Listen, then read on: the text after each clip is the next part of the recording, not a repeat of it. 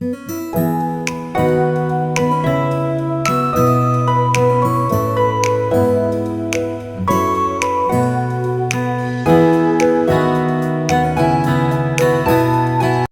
दोस्तों, आप सभी का स्वागत है। आज हम भारत सरकार द्वारा चलाए गए गवर्नमेंट स्कीम्स के बारे में जानेंगे। वीडियो शुरू करने से पहले अगर आपने चैनल को सब्सक्राइब नहीं किया है तो पहले कर ले और वीडियो को लाइक, शेयर और कमेंट करना ना भूले। तो चलिए शुरू करते हैं।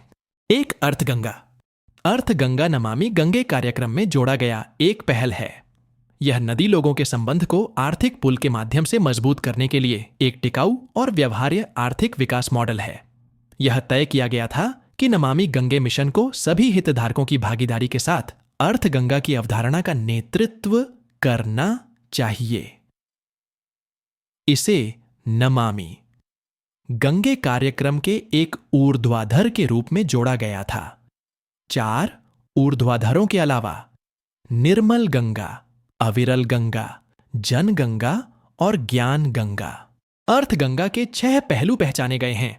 गंगा नदी के दोनों ओर 5 किमी बैंड पर प्राकृतिक खेती को बढ़ावा देना, एसटीपी से उपचारित पानी और कीचड़ का मुद्रीकरण और पुनः उपयोग, आजीविका के अवसरों में सुधार खासकर महिलाओं के लिए, पर्यटन और सांस्कृतिक विरासत को बढ़ावा देना, लोगों की भागीदारी और क्षमता निर्माण, बेहतर जल शासन के लिए स्थानीय प्रशासन को सशक्त बनाना। 2 अटल पेंशन योजना। अटल पेंशन योजना भारत सरकार की एक पेंशन योजना है। यह योजना स्वावलंबन योजना की जगह लेती है और इसे असंगठित क्षेत्र के श्रमिकों को वृद्धावस्था आय सुरक्षा प्रदान करने के लिए स्थापित किया गया था, जो किसी भी सामाजिक सुरक्षा योजना के दायरे में नहीं आते हैं। यह 1 जून 2015 से चालू हो गई। लाभ। यह योजना ग्राहकों को 1,000 रुपये से 5,000 रुपये तक की निश्चित पेंशन प्रदान करती है। पेंशन प्रदान की जाती है यदि वह 18 वर्ष और 40 वर्ष की आयु के बीच शामिल होता है और योगदान देता है। योगदान स्तर शर्तों के अनुसार भिन्न होता है, जो कम होता है यदि ग्राहक योजना में जल्दी शामिल होता है और देर से शामिल होने पर बढ़ सकता है। ग्राहक की मृत्यु के बाद पति पत्नी पेंशन द्वारा प्रदान किए गए समान लाभों का लाभ उठाने के लिए पात्र है। पति पत्नी की मृत्यु के बाद संभावित पेंशन संपत्ति नामांकित व्यक्तियों को वापस कर दी जाएगी। अटल पेंशन योजना APY में योगदान राष्ट्रीय पेंशन प्रणाली NPS के समान कर लाभों के लिए योग्य है। नवाचार, ग्रामीण उद्योगों और उद्यमिता को बढ़ावा देने की योजना एस्पायर, प्रौद्योगिकी केंद्रों के नेटवर्क स्थापित करने और उद्यमिता को तेज करने के लिए इनक्यूबेशन केंद्र स्थापित करने और कृषि उद्योग में नवाचार के लिए स्टार्टअप को बढ़ावा देने में मदद करती है।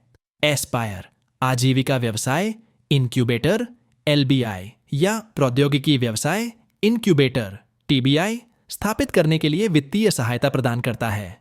ये उद्देश्य नई नौकरियां पैदा करना और बेरोजगारी को कम करना, भारत में उद्यमिता संस्कृति को बढ़ावा देना, जिला स्तर पर, जमीनी स्तर पर आर्थिक विकास, अन्नमेट सामाजिक आवश्यकताओं के लिए अभिनव व्यावसायिक समाधान की सुविधा प्रदान करना, MSME क्षेत्र की प्रतिस्पर्धात्मकता को और मजबूत करने के लिए नवाचार को बढ़ावा देना। पात्रता।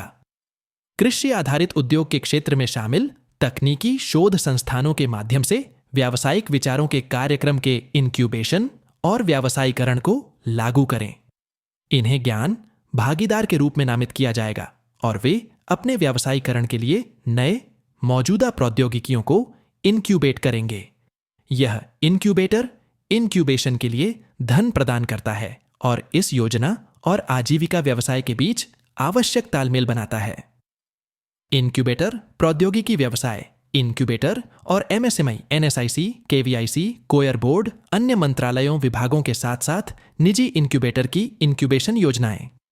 अटल इनोवेशन मिशन अटल न्यू इंडिया चैलेंज अटल इनोवेशन मिशन AIM के तहत शुरू किया गया था ताकि जनता के लिए प्रासंगिक नवाचार और प्रौद्योगिकियां लाया जा सके।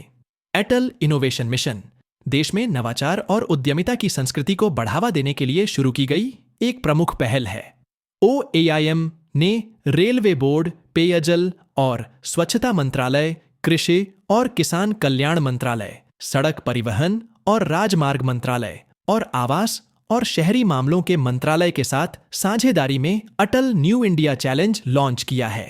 AIM इस पहल के तहत संभावित नवोन्मेषकों, स्टार्टअप और सूक्ष्म, लघु और मध्यम उद्यमों को 17 पूर्व पहचानी गई फोकस क्षेत्रों में अत्याधुनिक तकनीकों की मदद से बाजार तैयार उत्पादों को बनाने और डिजाइन करने के लिए आमंत्रित करेगा।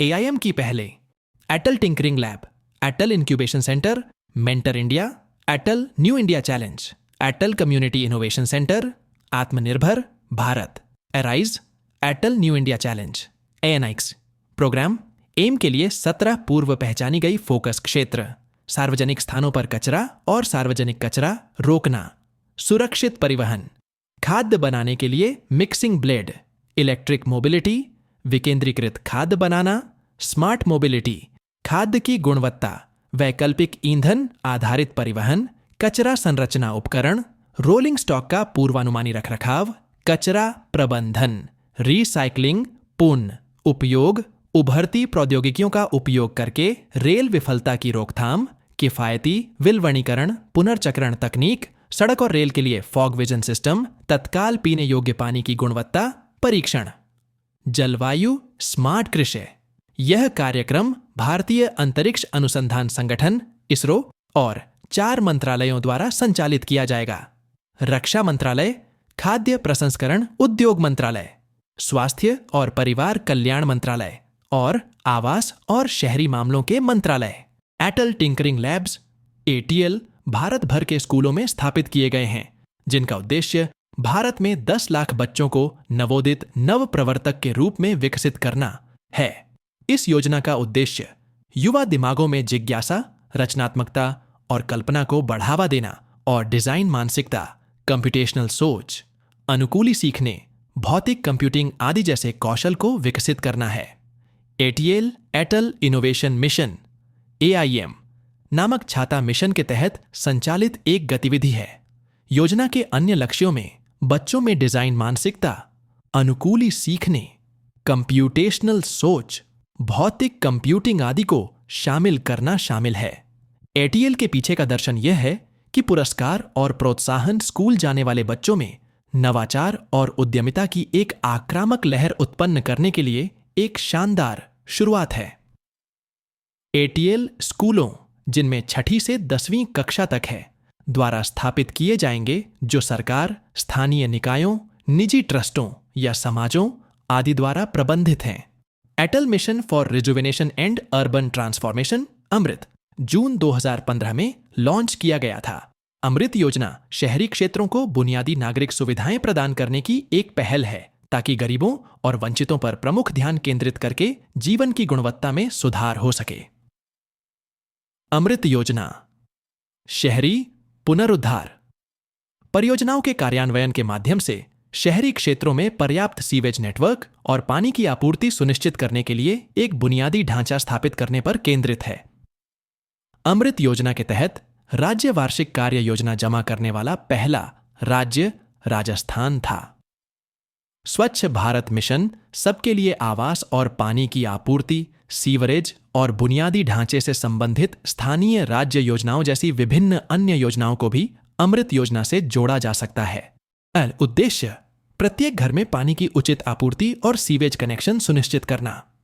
शहरों के आराम मूल्य को बढ़ाने के लिए हरे भरे और अच्छी तरह से बनाए रखे गए खुले स्थानों और पार्कों का विकास करना। सार्वजनिक परिवहन पर स्विच करके या पैदल चलने और साइकिल चलाने जैसी गैर मोटर चालित परिवहन सुविधाओं के निर्माण के माध्यम से प्रदूषण को कम करना। अमृत का लक्ष्य लगभग 500 शहरों को कवर करना है, जिनकी जनसंख्या 1 लाख से अधिक है और जिनके अधिसूचित नगरपालिकाएं हैं।